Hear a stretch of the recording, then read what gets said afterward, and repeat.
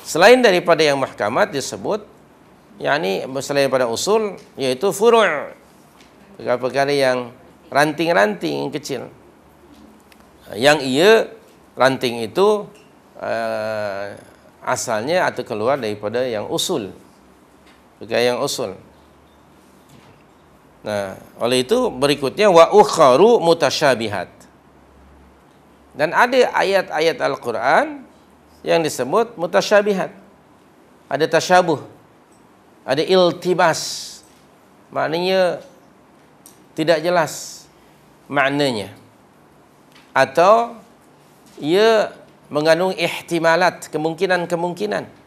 Kemungkinan maknanya itu, kemungkinan maknanya ini. Itu disebut mutasyabihat. Atau satu ayat yang mengandungi berbagai makna.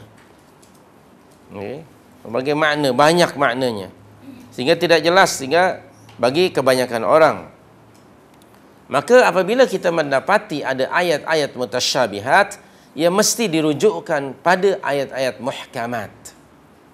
Mesti dirujuk pada ayat-ayat muhkamat. Okay. Seperti umpamanya dalam surah An-Nisa, ayat yang ke-171. Allah Subhanahu wa taala berfirman, An-Nisa, okey.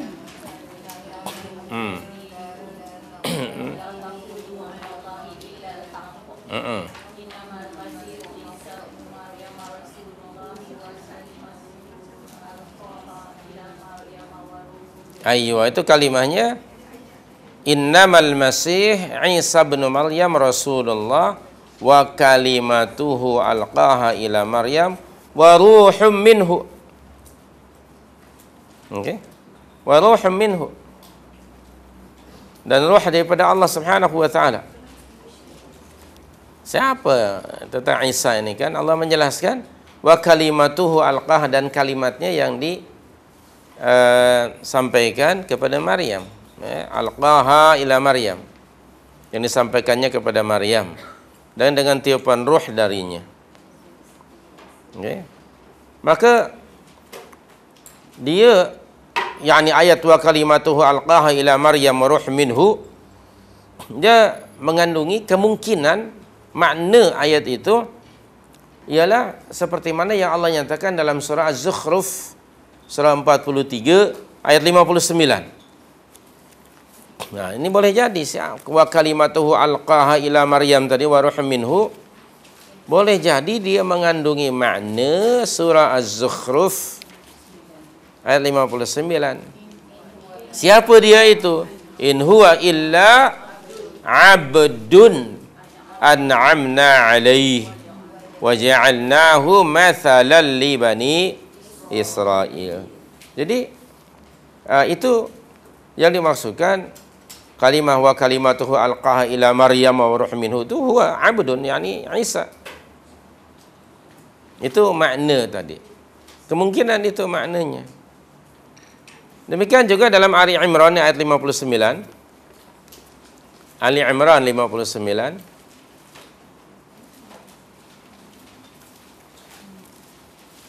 Qalahu ta'ala inna mathala Isa 'inda Allah kamathali Adam. Sesungguhnya perumpamaan penciptaan Isa pada sisi Allah adalah seperti penciptaan Adam. Alqaha tadi wa kalimatuhu alqaha ila Maryam wa ruhum minhu. Okay. Jadi ayat itu dijelaskan oleh Allah Subhanahu wa taala. Jadi apa yang dimaksud wa ruhum minhu? Ruh daripada-padanya. Itu kan mutasyabih. Dirujukkan saja kepada yang muhkamat. Apa yang muhkamat ya tadi? Baru kita rujuk tadi surah An-Nisa 171 dan surah Az-Zukhruf tadi 59. Baik. Kemudian tadi yang terakhir surah Ali Imran 59. Jadi kalimat wa ruhum minhu itu, kalimatuhu itu apa? Wa kalimatuhu alqaha ila Maryam wa ruhum minhu. Kan mutasyabih. Banyak maknanya. Lalu mesti dirujuk kepada yang muhkamat. Mana yang muhkamatnya? Tadi kita rujuk. Okey. Tadi kita rujuk dalam Az-Zukhruf 59 dan Ali Imran 59. Jadi maknanya yang mutasyabih seperti itu mesti dirujuk pada ayat yang muhkamat. Baik, itu sebagai satu contoh. Jadi kaedahnya apabila kita membaca ayat-ayat mutasyabihat tidak jelas bagi kita apa maknanya, mesti dirujuk ke mana? Kepada yang muhkamat. Dirujuk kepada yang muhkamat. Baru nanti ada penjelasannya.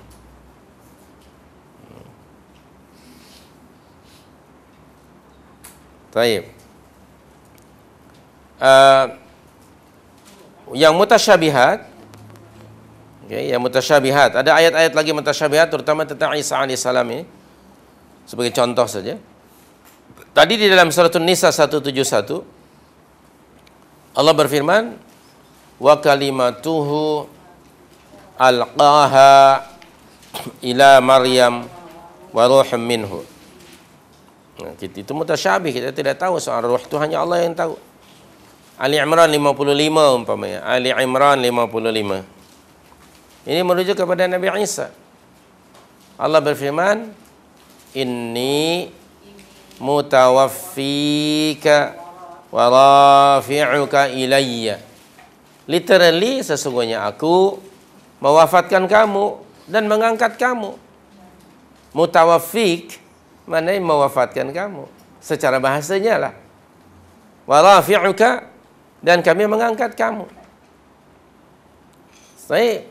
Kita tidak tahu apa maksudnya. Itu mutasyabihat. Kembalikan saja kepada Allah. Secara literally macam mana dia mewafatkan dan mengangkat. Yang pastinya Isa alaihissalam belum wafat, diangkat oleh Allah. Dan dia akan diturunkan kembali ke bumi untuk menjadi sunnatullah dalam kehidupan, tapi bukan lagi sebagai seorang rasul. Dan turunnya Isa nanti pada satu masa menjadi salah satu di antara tanda-tanda kiamat yang besar. Kemudian ada kalimat umpama yang ada hubung kait dengan sifat Allah. Umpamanya ada di dalam Al-Quran tentang makna istiwa. Umpamanya dalam surah Taha. Surah Taha ayat 5 umpamanya kan. Ar-Rahmanu 'alal 'arsy istawa. Betul? Surah 20 ayat 5 itu. Ar-Rahmanu 'alal 'arsy istawa. Istawa literally bermakna bersemayam. Secara bahasa istawa maknanya bersemayam. Arsy itu kan singgasana. Okay? Sedangkan kursi yang saya duduk singgah sini. Okay? Arsy itu singgasana lah. Bahasa kita pun kita guna untuk raja, tempat duduknya apa disebut? Raja itu bersemayam kan? Di atas apa? Singgasana. Bahasa kita gunakan. Anda tidak boleh mengatakan Sofwan bersemayam di atas kursi ini, tak boleh. Akan terbeliak, mungkin akan dibawa ke mahkamah nanti saya. Tak boleh. Itu hanya untuk ini raja, kita gunakan dalam bahasa kita sebagai penghormatan. Nah, dari kita memahami istawa dari sudut bahasa. Itu perkara, itu termasuk ayat mutasyabihat.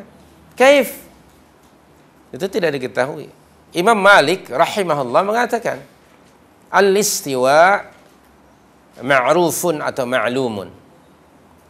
Kamu sudah tahu makna istiwa menurut bahasa, dah tahu, yaitu bersemayam.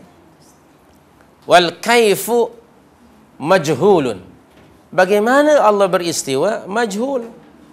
Tidak diketahui. Beyond apa? Kita punya imajinasi. Kemudian wal imanu bihi wajibun. Beriman kepadanya bahwa Allah beristiwa wajib hukumnya. Wasu'alu anhu bid'atun. Dan bertanya tentang bagaimana Allah beristiwa. Pertanyaan itu kata Imam Malik adalah bid'ah. Karena itu ayat mutasyabihat. Kita tidak tahu kaifiahnya. Majhul itu. Jadi ayat-ayat mutasyabihat sama ada dia berhubungan dengan zat Allah Subhanahu wa taala. Okey. Selain daripada itu, umpamanya dalam surah Al-Fatah, surah 48, surah Al-Fatah itu surah 48, ayat yang ke-10.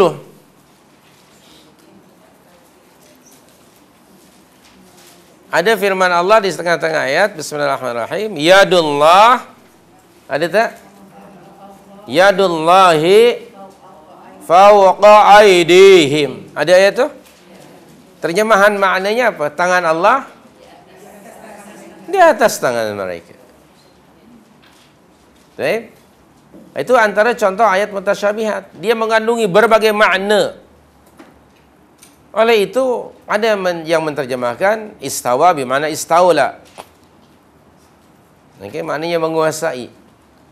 Istawa bermakna bersemayam. Istawa bermakna mengawal, controlling. Demikian juga yadullah bermakna yad di situ. Ada yang mengatakan tangan, ada yang mengatakan kuasa. Jadi di situ ada mengandungi berbagai-bagai makna dari lafaz yang sama. Oleh itu, kembalikan dia kepada yang mahkamat. Ini membincangkan tentang zat Allah. Sedang Allah itu gaib. Tidak diketahui melalui deria kita. Kita ada berapa deria? 6 ke 5? Saya tak ingat. 5? Apa dia yang pertama? Pendengaran, penglihatan, rasa, bau, deria untuk mencium apa bau, kemudian menghidup bau. Kelima apa? Touching, rasa. Ini hanya deria ini akan dapat digunakan pakai, sensor ini bila ianya berfungsi, dan yang nampak saja. Sedangkan perkara-perkara mughayyabat, antara lain ialah Allah, bagaimana mungkin nak diketahui melalui 5 deria tadi? Tapi dia tidak diketahuinya. Bagaimana pula dengan zat Allah? Seperti ayat di sini istawa ataupun yadullah. Itu banyak mengandungi makna, maka kembalikanlah ayat-ayat mutasyabih seperti itu pada ayat yang muhkamat. Baik. Kembalikan kepada ayat yang muhkam, ketika banyak lagi makna-makna ayatnya. So, serahkan kepada Allah, kerana itu perkara yang gaib. Jadi ayat-ayat mutasyabihat ia terkandung di dalamnya perkara-perkara yang gaib, yang tidak diketahui oleh deria manusia.